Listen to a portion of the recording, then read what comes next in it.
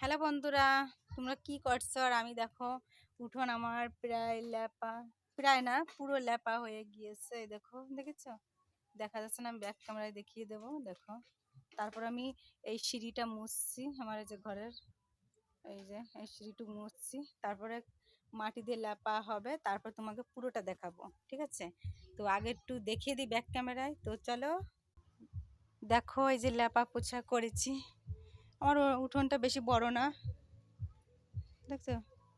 আর যে সিঁড়িটা মোছা হচ্ছে আমার, তারপরে এখানে একদম পুরো কাদা দিয়ে লেপা হবে, তারপরে পুরোটা তোমাদেরকে দেখিয়ে দেব।